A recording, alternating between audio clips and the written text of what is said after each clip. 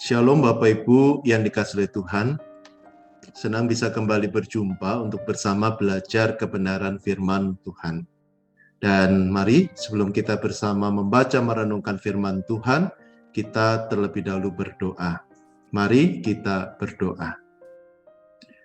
Tuhan yang Maha Baik, terima kasih kesempatan yang Tuhan berikan kepada kami saat ini boleh bersama membaca merenungkan kebenaran firman-Mu. Kami percaya Tuhan akan menolong kami sehingga kami dapat mengerti, memahami firman-Mu dan melakukannya dalam kehidupan kami sehari-hari. Karena itu kami membuka hati dan hidup kami untuk Engkau hadir, untuk Engkau berkarya, dan bimbing dan tolong kami semua. Di dalam nama Tuhan Yesus yang Maha Baik kami sudah berdoa. Amin. Bapak kasih Tuhan, melanjutkan pembahasan kita tentang doa Bapa kami. Saya mengajak kita membuka Matius pasal 6 ayat yang ke-11. Matius pasal 6 ayat yang ke-11 tertulis demikian. Berikanlah kami pada hari ini makanan kami yang secukupnya. Berikanlah kami pada hari ini makanan kami yang secukupnya. Sampai sebenarnya bacaan kita pada saat ini. Bapak kasih Tuhan, seorang tokoh bernama Mahatma Gandhi, dia pernah mengucapkan sebuah kalimat yang menarik demikian. Bumi ini cukup untuk 7 generasi, namun tidak akan pernah cukup untuk 7 orang yang serakah. Bumi ini cukup untuk 7 generasi, tetapi tidak akan pernah cukup untuk 7 orang serakah. Bapak, sebuah pernyataan yang sangat tegas dan jelas yang mengingatkan kita agar tidak serakah. Kenapa? Karena sikap serakah bukan hanya akan membawa dampak negatif dalam kehidupan kita, membuat kita tidak bisa bahagia, tetapi juga akan membawa dampak negatif terhadap orang-orang di sekitar kita, bahkan membawa dampak negatif terhadap alam ciptaan Tuhan.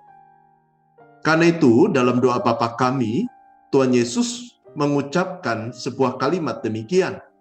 Berikanlah kami pada hari ini makanan kami yang secukupnya.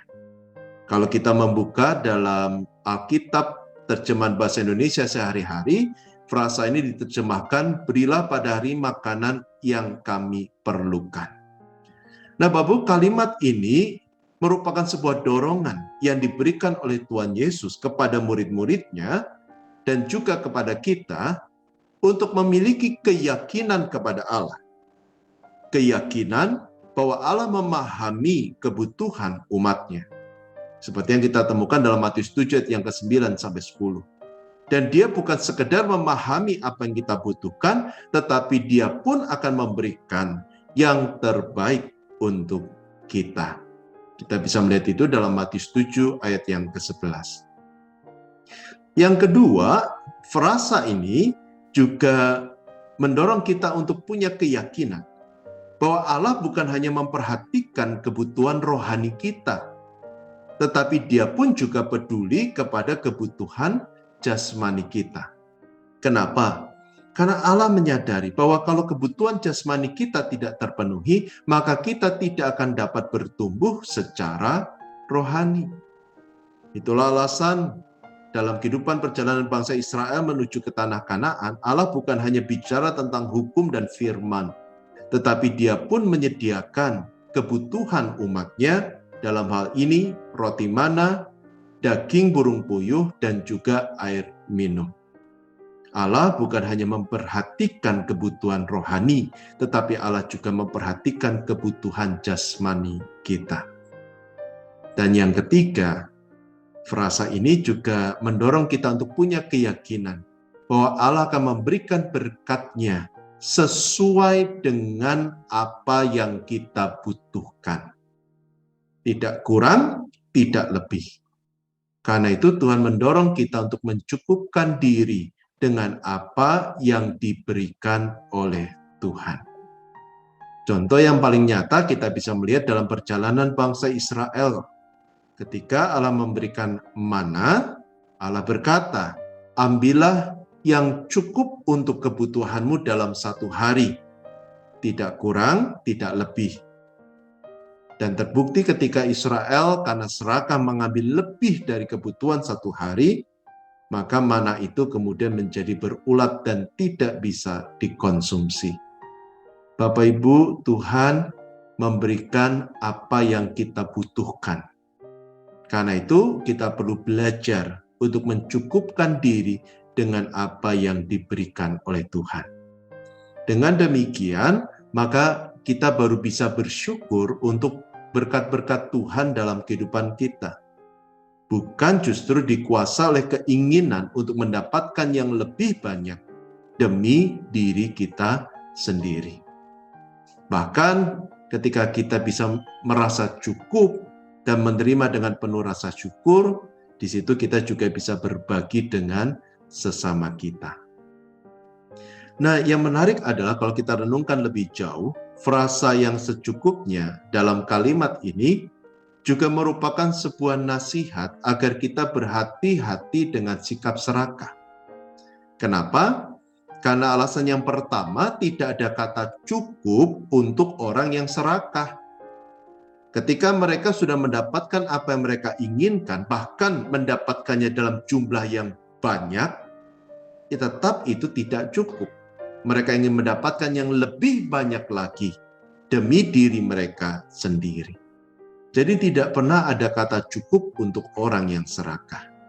Karena itu dalam doa Bapa kami, Tuhan mendorong kita untuk berkata yang secukupnya. Agar kita berkata ini cukup Tuhan sudah berikan kepada saya. Sehingga kita mampu mengendalikan rasa serakah dalam diri kita. Yang kedua, kenapa Tuhan mendorong kita untuk berhati-hati dengan sikap serakah? Karena sikap serakah akan menjerumuskan kita ke dalam dosa. Dalam Markus 7 ayat 20-22, di sana Tuhan Yesus pernah berkata, apa yang keluar dari seseorang itulah yang menajiskannya. Sebab dari dalam, dari hati orang, timbul segala pikiran jahat, seperti persinahan, keserakahan, kejahatan, kelicikan, hawa nafsu, iri hati, hujat, kesombongan, dan kebebalan. Jadi Bapak, kalau hati kita dipenuhi rasa serakah, Tuhan Yesus katakan itu akan meluap dalam kata dan perbuatan kita. Dan justru membuat kita melakukan tindakan-tindakan yang merusak, mengucapkan kata-kata yang menyakiti hati sesama kita.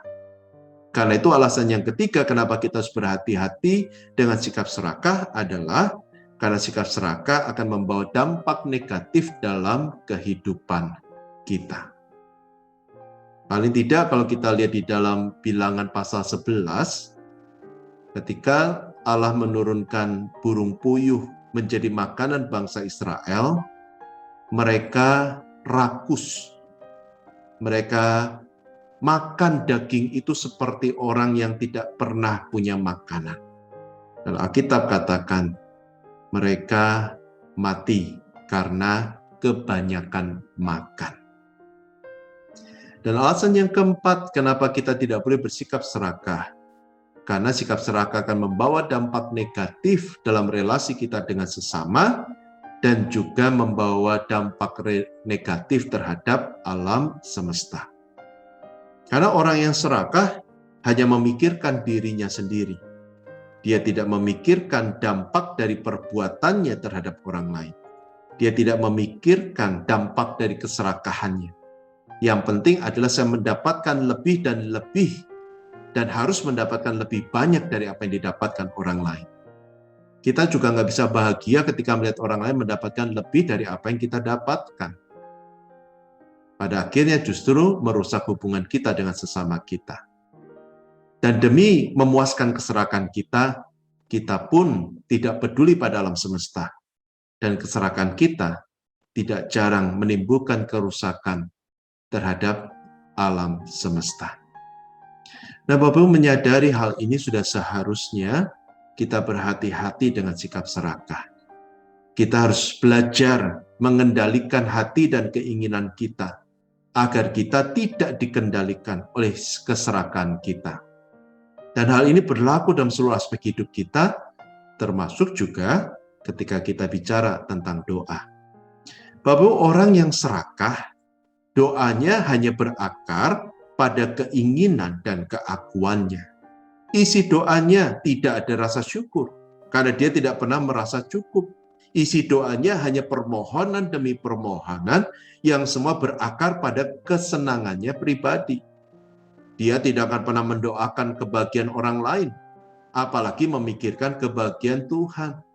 Bahkan ketika dia meminta dan Tuhan tidak mengabulkan, dia marah, dia protes, dia berpaling dari Tuhan. Dia ngambek, seperti seorang anak kecil yang ngambek ketika orang tua tidak menuruti keinginannya. Tidak heran kalau orang yang serakah biasanya tidak punya hubungan yang baik dengan Tuhan. Karena itu Bapak Ibu, kita harus berhati-hati dengan sikap serakah. Menjaga hati, mengendalikan keinginan kita, hidup dengan rasa syukur dan rasa cukup. Dan kita percaya, disitulah kita menemukan kebahagiaan yang sejati dalam hidup kita. Tentunya ini tidak mudah untuk dilakukan, karena kita masih hidup dengan keinginan dan masih hidup di tengah dunia yang menawarkan banyak hal untuk memuaskan keinginan kita. Tapi sulit bukan berarti mustahil. Kita bisa mengendalikan keinginan dan rasa serakah kita. Kalau apa? Yang pertama, kita menjadikan Tuhan sebagai satu-satunya tempat bagi kita untuk bergantung dan mempercayakan seluruh hidup kita pada otoritas dan hikmat Tuhan. Percaya bahwa Tuhan akan memberikan yang terbaik. Percaya bahwa apa yang Tuhan berikan cukup bagi kita. Dan ketika kita bisa memiliki kepercayaan itu, maka yang kedua, kita bisa mensyukuri semua pemberian Tuhan dalam hidup kita. Berapapun banyaknya, meski mungkin tidak sesuai dengan apa yang kita inginkan. Tetapi kita bisa tetap bersyukur, karena kita percaya bahwa apapun yang diberikan Tuhan adalah cukup, dan itu yang terbaik untuk kita. Dan pada akhirnya yang ketiga, untuk terhindar dari rasa serakah, maka kita perlu mengubah orientasi kita dari perut ke hati. Apa artinya? Artinya adalah kita harus menjalani hidup bukan hanya masalah perut, tetapi kita menjalani hidup untuk kesenangan Tuhan, untuk hati Tuhan, untuk kebahagiaan Tuhan, bukan kebahagiaan kita sendiri. Niscaya dengan demikian, maka kita akan terhindar dari rasa serakah dan bisa menjalani hidup dengan bahagia, karena kita percaya pada pemeliharaan Tuhan dalam hidup kita dan bisa menjalani dengan rasa syukur dan rasa cukup. Amin. Mari kita berdoa. Tuhan, terima kasih kesempatan Tuhan berikan buat kami saat ini boleh bersama membaca merenungkan firman-Mu. Biarlah apa yang telah kami baca renungkan boleh kami terapkan dalam kehidupan kami sehari-hari, sehingga kami boleh menjalani hidup dengan rasa cukup, rasa syukur, dan menjalani hari-hari kami dengan bahagia bersama dengan Tuhan. Tolong berkati ya Bapak Ibu setiap kami. Berkatilah, berikan berkat-Mu bagi kami semua. Dan hamba-Mu juga memohon Tuhan berikan berkat dalam usaha pekerjaan kami, dalam studi kami, dalam keluarga kami. Kami percaya berkat Tuhan senantiasa akan dicurahkan dalam kehidupan kami hari demi hari. Teringat kepada saudara kami yang sakit, berkenan Tuhan menjamah memulihkan, sehingga mereka boleh kembali sehat.